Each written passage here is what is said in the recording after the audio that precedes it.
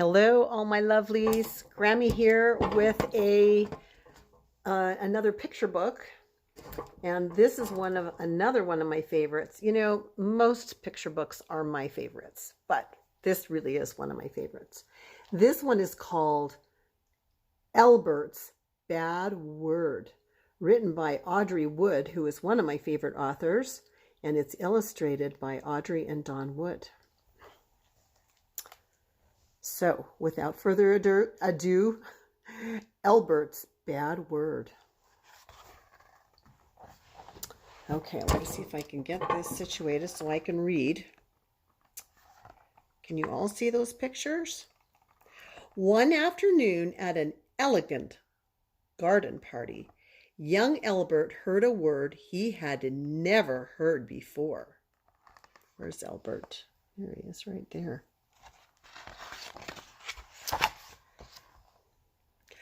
The word floated by like a small storm cloud. It was ugly and covered with dark, bristly hairs. With a swift flick of his wrist, Elbert snatched the word from the air and stuffed it into his back pocket.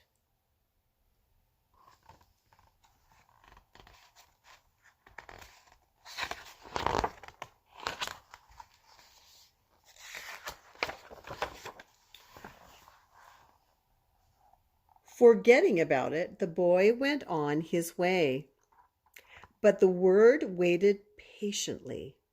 When Aunt Isabella sang opera in soprano, the word made itself small and flew into Elbert's mouth like a little gnat. You see that? Oh, that nasty, whoops, I guess that's getting a little too close. But there's that naughty word flying into Elbert's mouth.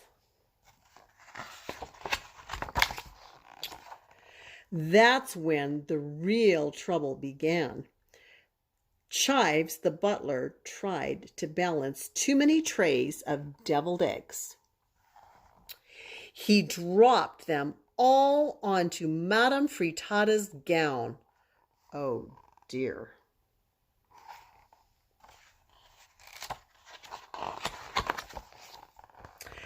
Madame Frittata spilled her spritzer on Sir Hilary's bald head.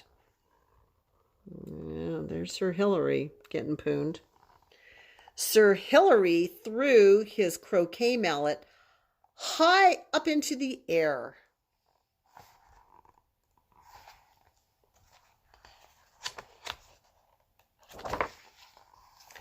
Then, with a terrible thud, the mallet landed on Elbert's great toe.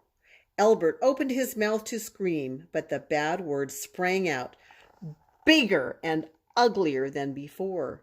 Everyone at the party was shocked. They couldn't believe their ears.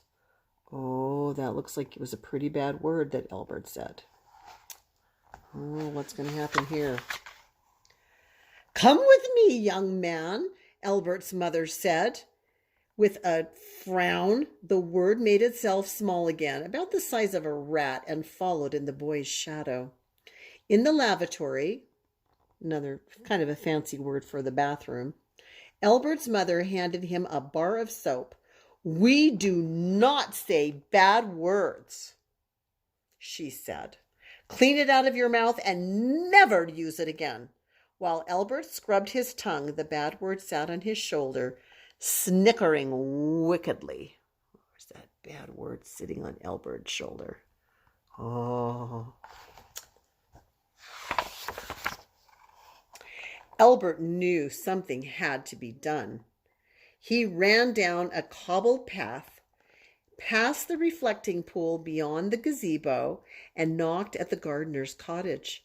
The gardener, who was also a practicing wizard, opened the door with a smile. "Come in," he said, "and bring that thing with you."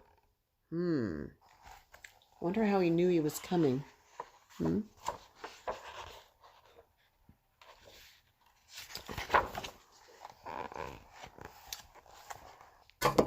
The wizard gardener knew right away that Elbert had caught a bad word and needed a cure.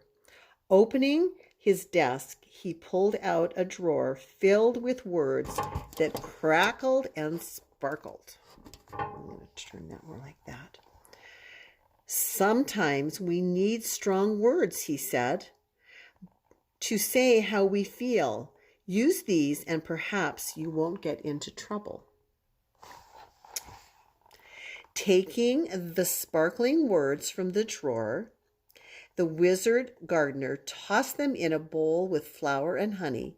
He added some raisins, milk, and eggs and mixed them all together and then baked a little cake. That kind of sounds good, except I don't love raisins baked into things, but that actually sounded kind of good.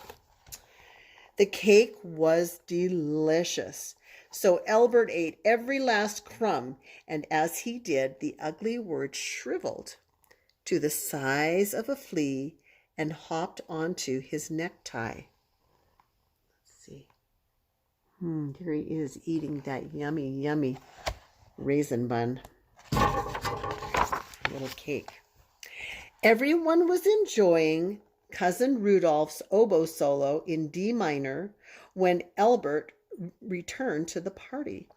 But soon the trouble began again. Actually, here it says it began anew. What is going to happen now? Chives the butler tripped on Madame Frittata's feathered boa, and Madame Frittata dropped her chocolate mousse on Sir Hilary's bald head. Poor Sir Hilary. He's getting a lot of stuff dropped on his poor bald head, don't you think? Sir Hilary threw his croquet mallet up into the air. Then, with a terrible thud, the mallet landed on Elbert's great toe. Again. The music stopped. Everyone stared at the boy. Elbert's face grew red with anger. Oh.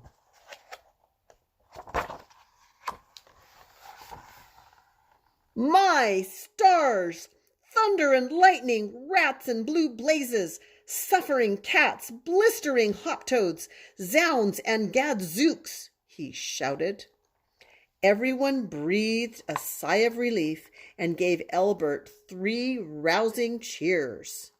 Probably something like hip hip hooray, that kind of thing. But no one was more pleased than Elbert. As the music began again, he saw something that looked like a little spider scurry down a dark hole and disappear. And that's the end of Elbert's Bad Word. Did you like that story? Grammy will try to do some more picture books too. I hope that you're enjoying The Indian in the Cupboard also.